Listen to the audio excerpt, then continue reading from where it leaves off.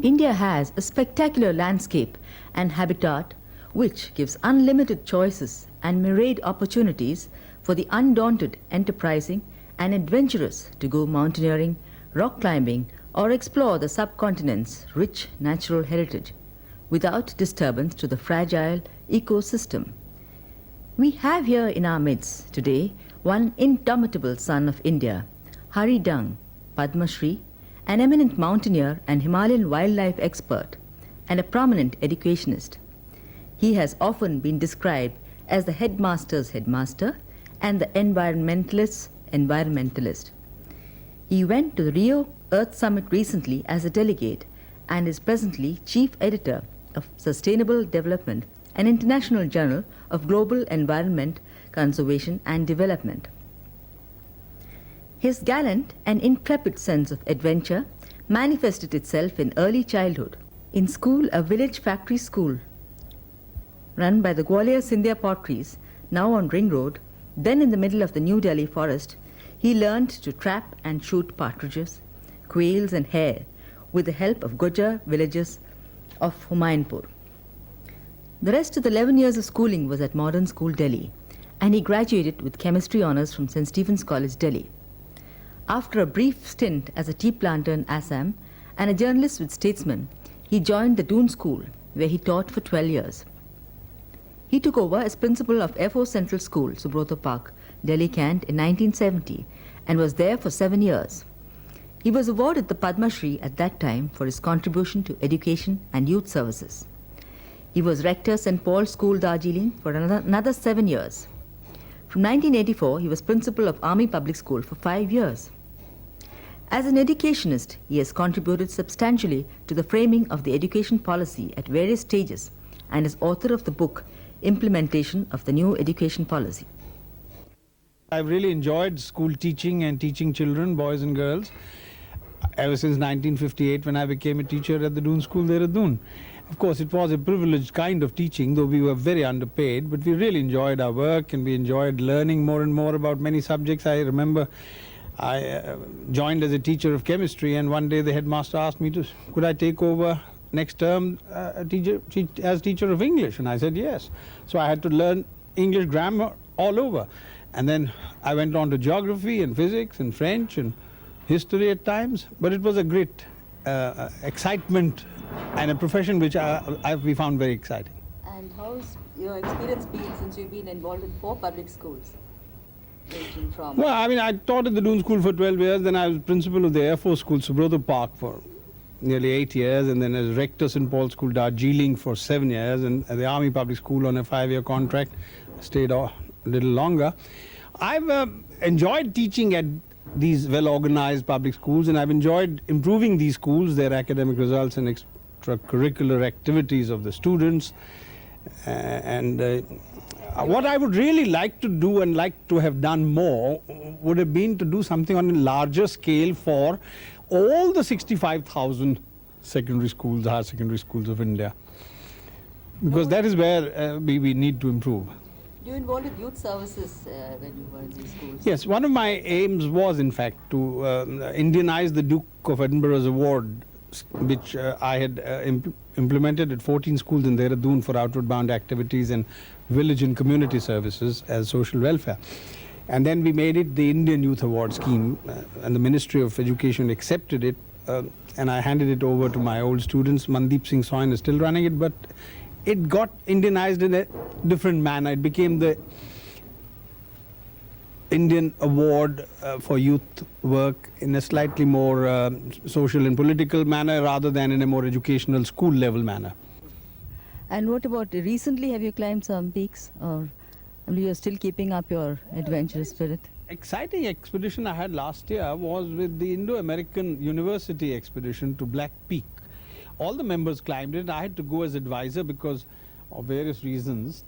One of them being that my wife, who was suffering from pulmonary arterial hypertension stroke after 1988, though she's kept it up very bravely, and she is a headmistress also, founder headmistress of many schools.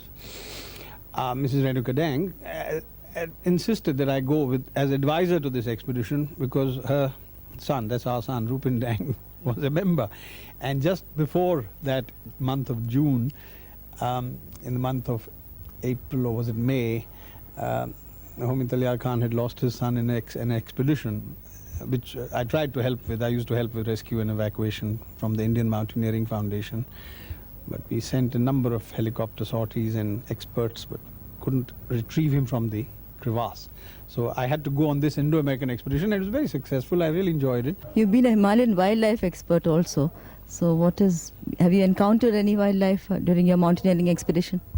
Well, it all began with shikar actually. I was very fond of hunting up in the high mountains in the snow area, above the timber line, above the snow line.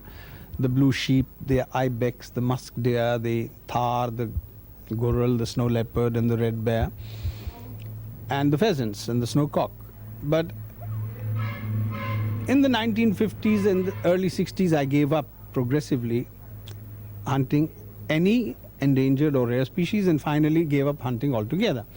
And I started the Himalayan Wildlife Research Project, and we also started under Maharaja Naba and R.L. Holdsworth and S.S. Negi at Dehradun, the Wildlife Preservation Society of India, of which the journal Cheetal, Chweetal, is how we spelt it, and still continues. I was the editor of that. Then you were a delegate to the Rio conference recently. What has been the fallout, and especially where India is concerned? Well, after 22 years of headmastering, including rectorship at St. Paul's School, Darjeeling, and the Army Public School, after 34 years of teaching, I decided to do a lateral arabesque in which I wanted to move from education and communication, which was what I was doing, into environment and development. And that I did in 1989. In fact, we started the concept of the International Journal of Sustainable Development from the Third World from New Delhi. And this is the first time that a high caliber international environment and development journal has been launched in 1991. I think the process of launching has been a very great challenge for me, both financially and personally, in terms of time and effort. So could you put some of those ideas into the when you attended the conference? Yes, well, in fact, I was included into the official Indian delegation primarily because of this journal, which had created quite a phenomenal stir in the world, that from the poor developing country nations, the browns and the blacks could also create something which matched the caliber of the very fine people and scientists and environmentalists who ran these 30, 40 journals of international caliber from Europe and Japan and America.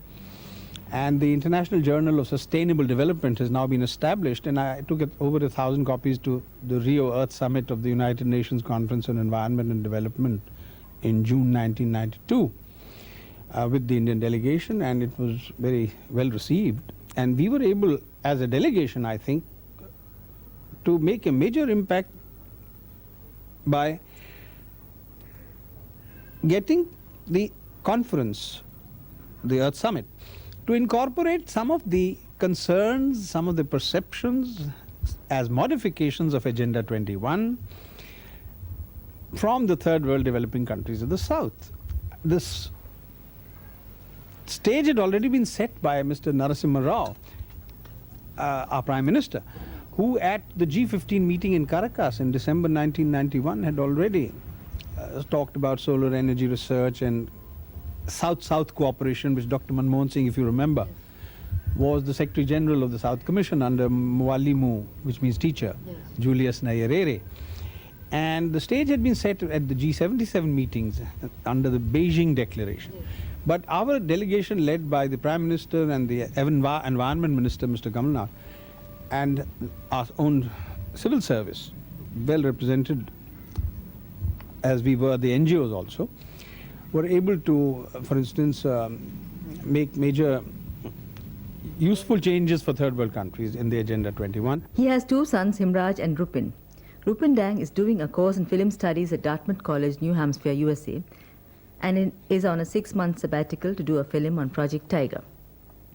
He is honorary editor of Himalayan Environment, and has been encouraging young boys and girls to start and sustain magazines and publications like Bhagira and Cheetal, Journal of Wildlife Preservation, of which he was editor. What I find very satisfying about the work we have been able to do, with a lot of sacrifice and a lot of hassles and struggles, both financial and editorial, about the Quarterly International Journal of Sustainable Development from New Delhi, which was launched in October 1991, is that we have an editorial board and an international editorial council which is genuinely and authentically international. For example, we have Dr. Margarita de Botero of the Green University from Colombia, we have Jacques Bunicourt from Senegal, and we have Kanakmani Dixit from Nepal, and Professor Johan Galtung, the Nobel laureate from Norway, Dr. Gennady Golubev from the USSR,